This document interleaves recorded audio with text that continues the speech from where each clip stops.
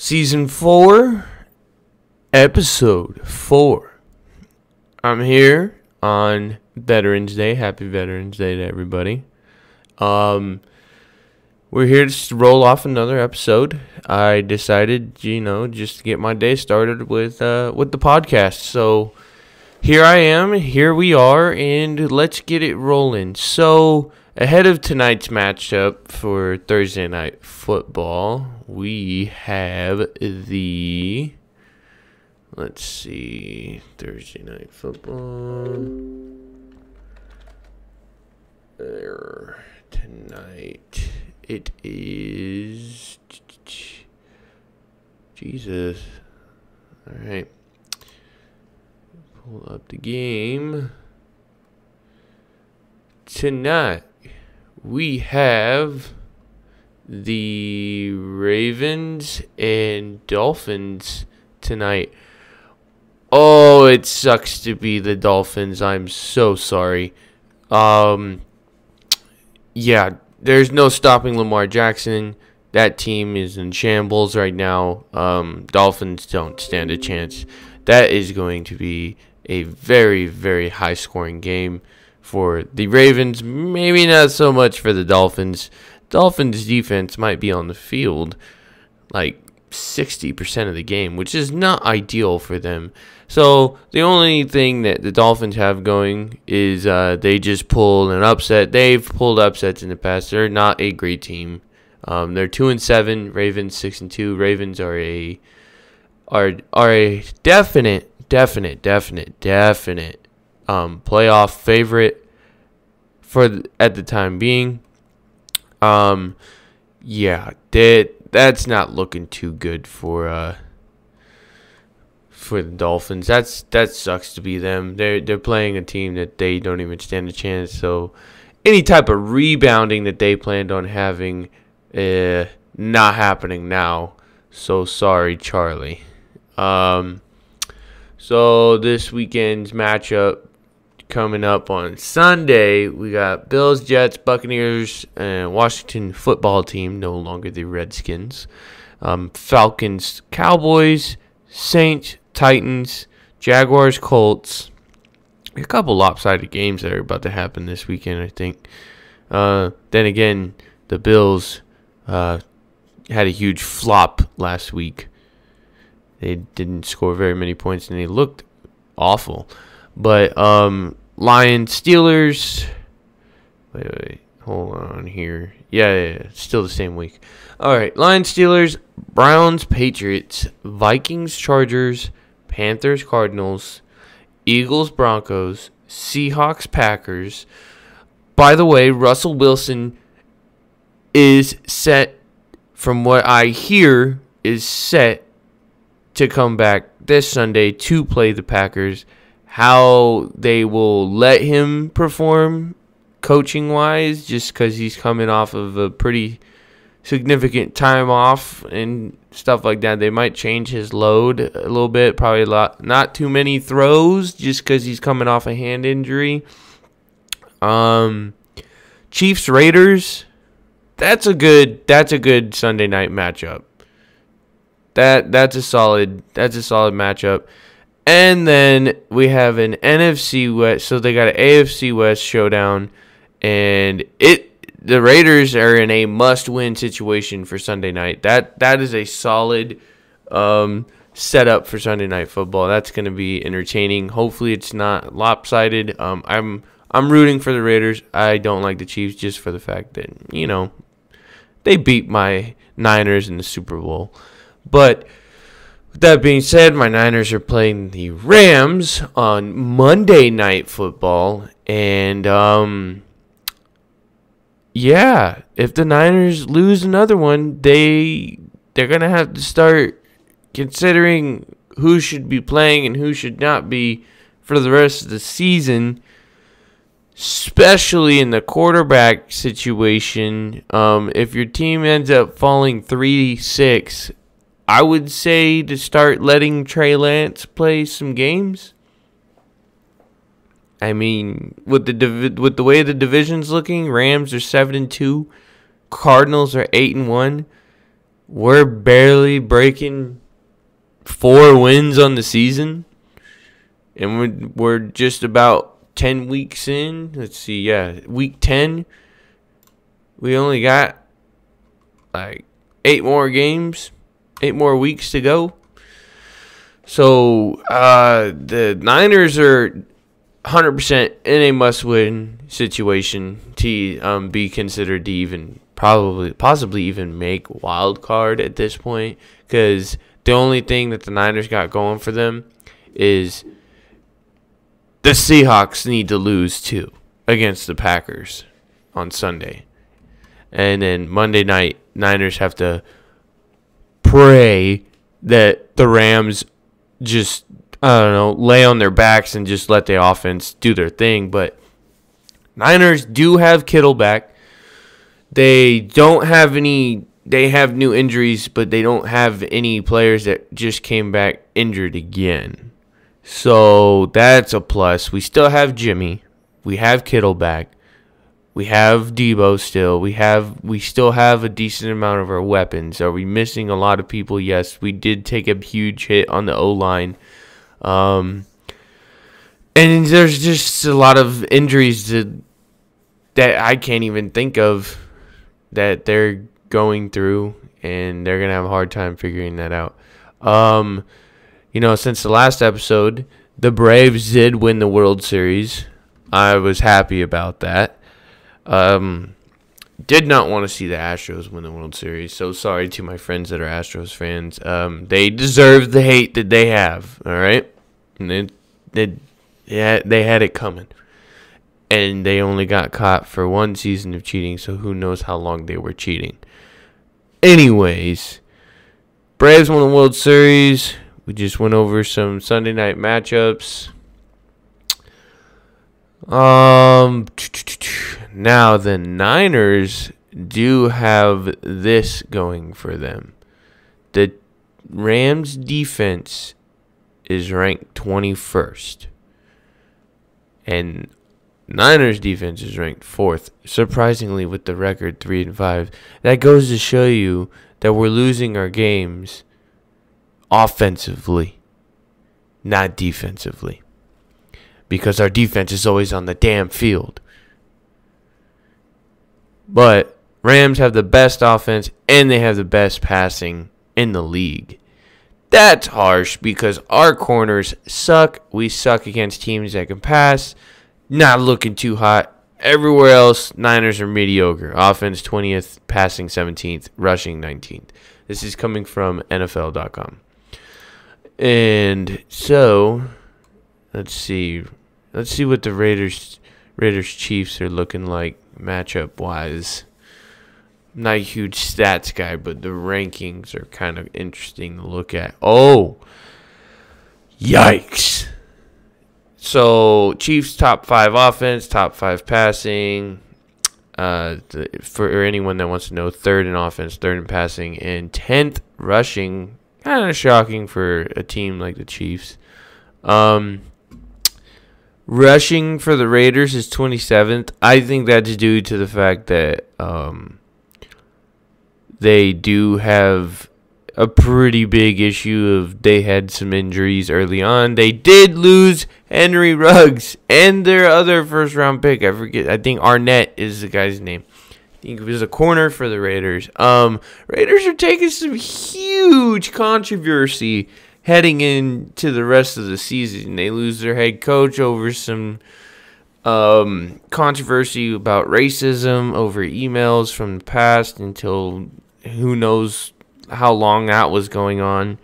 It almost seems like the Raiders knew that this was eventually going to happen because Gruden, me personally, just based on Gruden's past, like, the dude talks, and he talks inappropriately, it seems like, now a lot more than what people thought, I think. But I feel like they moved on. I'm pretty sure they got a win like right after he left. So it's like it didn't seem like it affected them until Henry Ruggs got a DUI and killed a person with his car by hitting the other vehicle.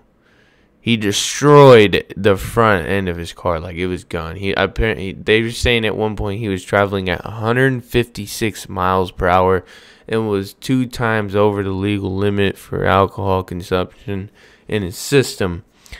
So, and then I think I read that he's so far facing about 20 years possibly once everything's all said and done. So his career is over.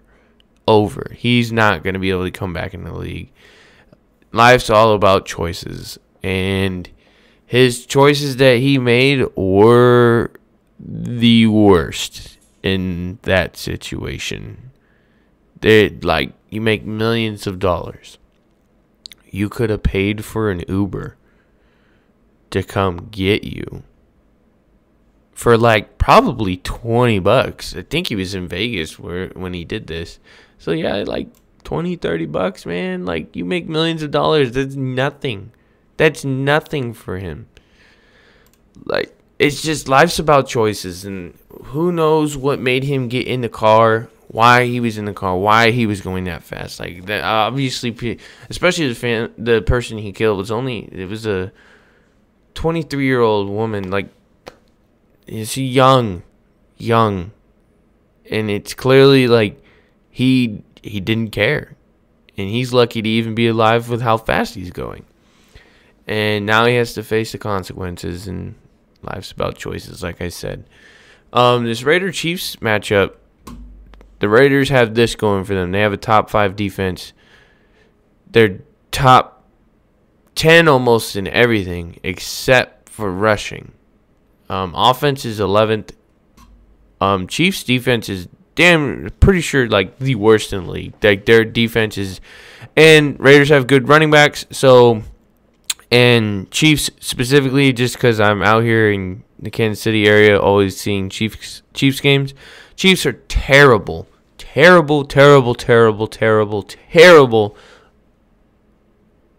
rush defense. Their rush defense is not there. If Raiders can get their running backs going, they have a solid chance of beating the Chiefs. I believe the Raiders are the better team this year. Now the Chiefs, people got to remember, Chiefs are coming off back-to-back Super Bowl appearances. They're still a team to consider for playoffs. Obviously, they're 5-4. Raiders 5-3. Raiders need to win this if they want to stay in the fight, because the Chiefs ain't going nowhere. They're not a terrible team. They are dealing with some issues, it looks like, this year with identity and how I think some coaching staffs and teams and all that good jazz have figured out the Chiefs a little bit in their ways. Like Mahomes, he likes to scramble out a lot, and everyone knows that, and they're it's just years of figuring it out. It doesn't take, if it takes, he's just one of those guys, you can figure him out, but obviously he's going to figure something else out. But I feel as if the Chiefs, as long as they don't have any major injuries, they're going to be a team to consider throughout the season, depending on how Sunday night's game goes and how they come out of it, whether it's a win or loss, who they still have after the fact. Odell Beckham is still a free agent. He requested to be released by the Bears. He got his wish. And no, I don't really understand the guy when it comes to that. The Browns said, okay, we're doing fine without you. You act like you're doing something to where we should consider something else, I think Odell should have stayed with the Browns. He is a game changer, but they went so long without him, with all his injuries, that they kind of figured out an identity without him. And so I feel like he was taking offense to that. His dad got involved. Man, you're a grown ass man, why are you getting your dad involved? That's weird. I thought that was kind of weird, Dad calling out the quarterback on social media, and like the media is making it a huge deal. I'm like, man, this is not little league, you know, like this daddy ball crap. I don't know. It was a little weird, and you know the Browns really weren't with it. They were like, okay, and I feel like a lot of people had that same reaction. They're like, okay, and like you're starting to sound like a drama queen, bro, and I think it showed because they didn't really care about releasing him. You know, obviously they had to go through some processes, and then whoever picks up Odell, I think, has to pay like $7 million for the rest of the year in order to have him, just because of the contract that he signed with the Browns. But he's no longer with the Browns. The Browns agreed to just let him go. They're not responsible for the contract anymore, but someone will have to pick up the contract due for the fact that that's what he signed for, to get paid. He didn't get claimed by anybody, so that's the issue he's running into, is he didn't get claimed by anyone, and then he ran into the issue of whether or not he's going to be able to get signed with somebody. I think they said Saints, Chiefs, and Packers are like and Saints, I want to say, are in his like list of teams that he wants to sign with. Saints, I believe, might be where he lands, because right now they're without Michael Thomas. They need a replacement in that area. They have a big hole. And they're hurting on offense. You know, they just lost Jameis Winston for the year, more than like. I'm pretty sure, yeah, he tore his ACL. Just firing off things that have been going on. And the Odell situation is a pretty big deal, you know. Like, I know for a fact, just being a Niner fan, they already turned down signing Odell. They didn't even put in a waiver claim for him, so they weren't interested at all. No teams are interested in putting a claim in on him. So that's the thing, is obviously, like, people want you to prove out, like, you're gonna go and sign with somebody, obviously, because you're not washed out completely yet. But you also haven't gave anyone significant reason to sign you. He is really good. He's really, really good. Like, any team can use him. But, you know, with the situation with the Raiders, they just lost Henry Ruggs. It wouldn't hurt them to bring in Odell, you know? I feel like he would fit into that offense. But I feel like maybe Odell might not be considering the Raiders just based on the drama that was floating around just recently with the racism thing. Like, it's pretty tense for a lot of players, I feel like, to be on that team right now with all the media drama that they have in their way. So that's an issue as well. Let's see. MLB is wrapped up. NBA Warriors are like 10-1, I want to say now. Let's pull that up. Let's pull up the NBA.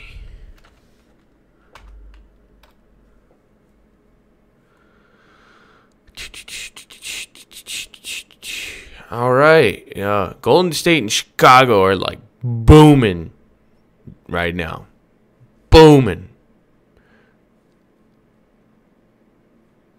Oh yeah, and Klay Thompson, like the NBA 75 team came out, and they didn't include a lot of really, really good players that are currently still playing right now. They left out a lot of good players on the list, and a lot of people were like, how do you leave Klay Thompson out? I'm just coming from like Warriors, like land of pages that I have and shit like that. Warriors are... They are 10-1. They are 10-1. They won last night, 123-110 in Minnesota. Ooh, they play Chicago on Friday the 12th, tomorrow. That's gonna be a game to watch. That one's going to be fun to watch. I am, unfortunately, more than likely going to be at work, not being able to watch the damn game. Yep, that's the swing shift for you, 2 to 10. Miss a lot of sports because of that. So I have to, depending on where I work, I always have to catch up through recaps and other podcasts. And crazy, right? Sports podcaster, and I gotta get all my, like, I have to listen in on radios all the time and all this craziness, and just keep reading articles about stuff going on. Let's see if I could find a standings. Pull up NBA standings, see what we're looking like right now. That's not what I wanted. Okay, just looking the standings up real quick. Give me one moment so I have an idea of what I am looking at. So in the Eastern Conference right now, the Wizards are sitting on top. That is another thing. Kuzma ended up fitting into the Wizards pretty well. And they're sitting at the top of the East right now. The East is stacked with Wizards, Bulls, Nets, 76ers, and the Heat. 8-3, 8-3, Wizards and Bulls. 8-4 and 8-4, 76ers and Nets. And the Heat are sitting at 7-4. And you know what? The Heat are looking a lot like what they did a couple years ago.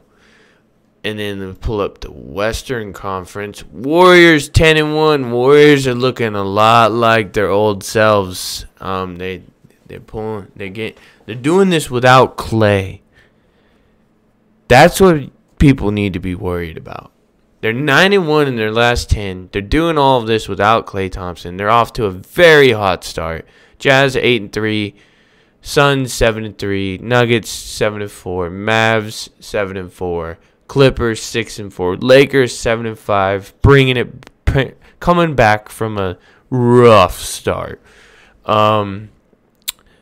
Yeah, the Lakers were off to a pretty bad start. I didn't really expect him to stay on that bad streak just because of the players that they do have. They're veteran loaded. They're obviously going to be top 10 team as the season goes on. Trailblazers are in the talks. You know, they're 5-7. Kings 5-7. Grizzlies 6-5. They're still hanging out and around. Rockets are awful so far this year, and so are the Pelicans. Timberwolves not looking too hot. Spurs, they just haven't been able to turn it around. And Thunder sitting at 4-6. Let's see. Pistons 2-8. Pistons still suck. So sorry. Celtics 5-6. Hawks 4-8. I don't know what happened to the Hawks. I don't know. It's very, very early in the season. Hawks have a losing streak of 5 right now. That's a little rough. Western Conference right now. Worst team is the Pelicans. Losing streak of 8. Rockets have a losing streak of 9. Oh, awful. Yeah, UFC. I didn't get to catch a whole lot of it. Just highlights of the fights. Justin Gaethje and Michael Chandler's fight so far has been talked about for quite some time now. With possibly being the best fight of the year so far, which the year is not over. Frank Gore has a professional fight in December. I forget against who. They were saying he was turning down NFL teams that called this year for him to play for them, which goes to say that I think Frank Gore has officially moved on, because it seems to be the boxing gig is possibly paying him more money to be like celebrity pro boxer than the NFL paying him as a pro that he's been for almost 20 years. Oh, excuse me. Obviously, there was more money on the table from the boxing thing, so I feel like Frank Gore is officially walking away from football, which sucks. I wish that a team that just needs a little bit of extra help, which there's quite a bit. Even Adrian Peterson's out there still. He just got signed by the Titans because Derrick Henry. Derrick Henry broke his foot. All those fantasy team owners out there that had Derrick Henry, including myself, was super depressed because I had lost Aaron Rodgers, I lost Russell Wilson, I now lost Derrick Henry. Russell Wilson and Aaron Rodgers are coming back, but I lost them at times that I really, really, really needed them.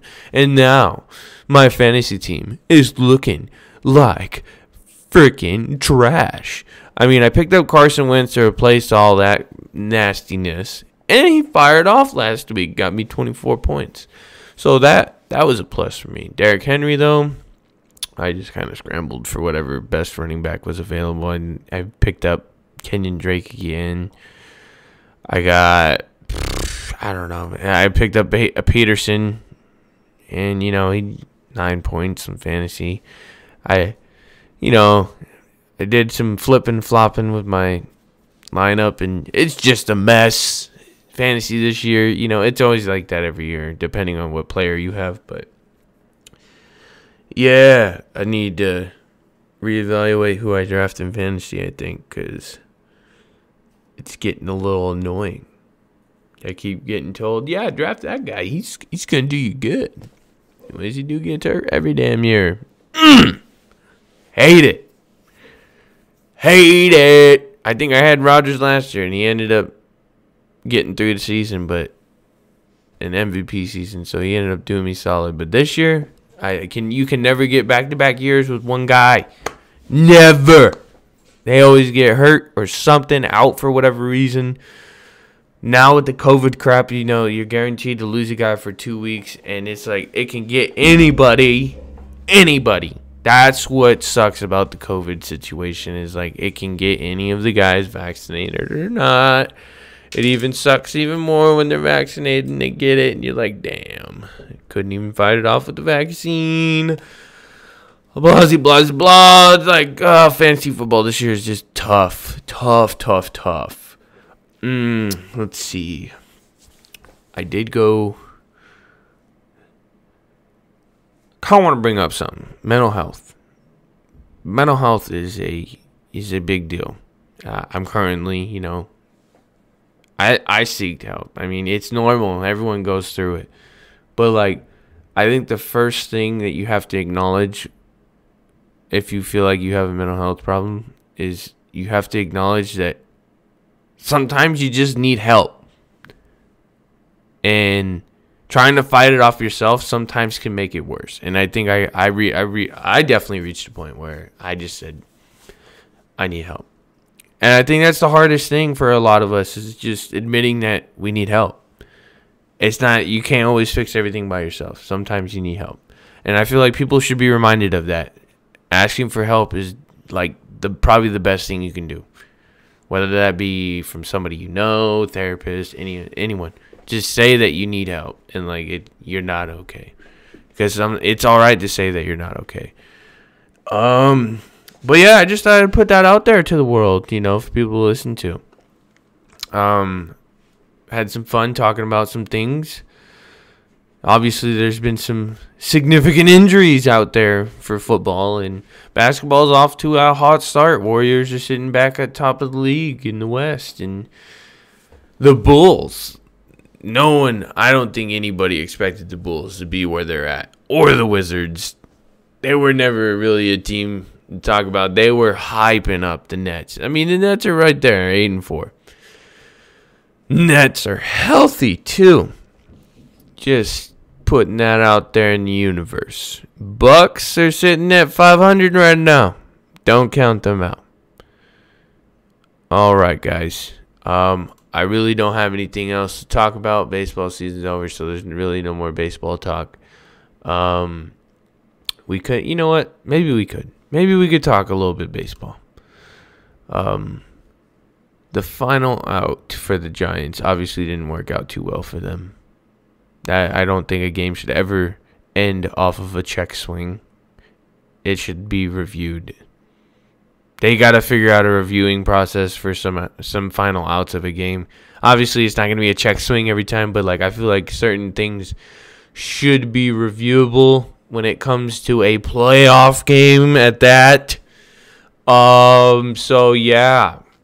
Let's see. I'm going to pull up MLB Power Rankings. I want you guys to tell me what you think, because I'm about to tell you my opinion real quick, because I think I took a glance at it earlier, and I didn't really like it. Let's see.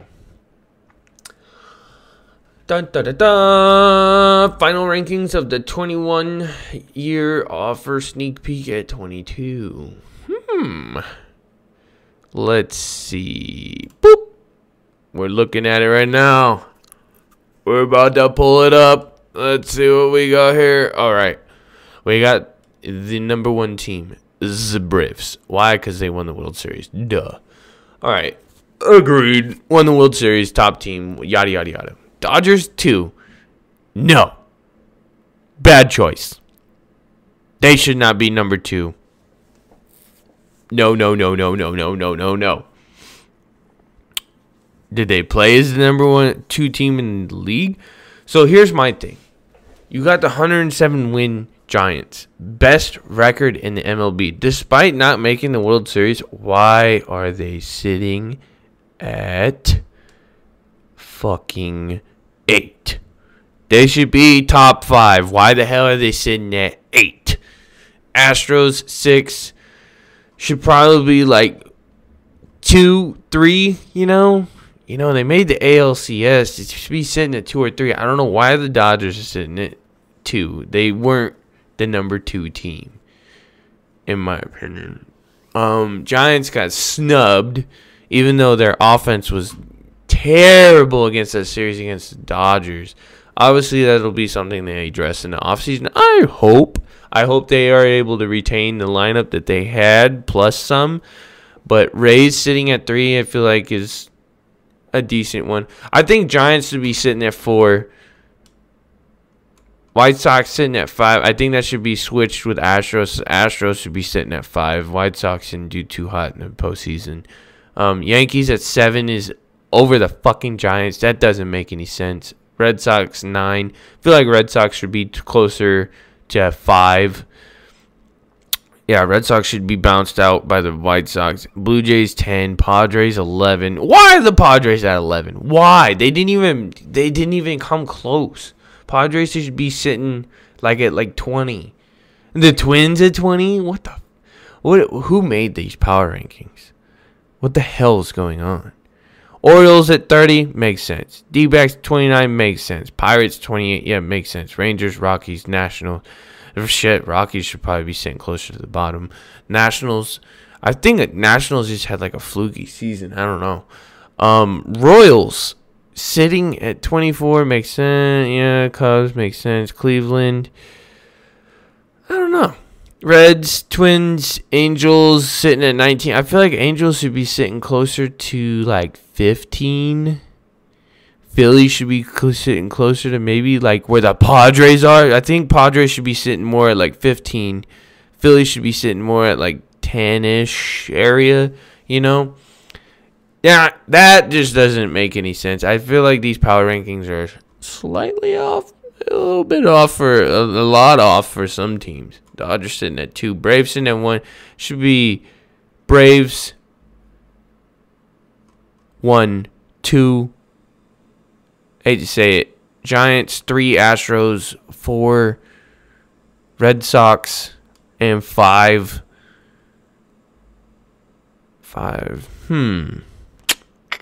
Yankees? I don't know. Yeah, maybe. Yeah, makes sense. 5 Yankees? I don't know. Their power rankings look terrible. This is going in, I guess, maybe a sneak peek at 22. So, I mean, I guess. Dodgers are still a top contending team, obviously, for the West. They are going to be for a very long time.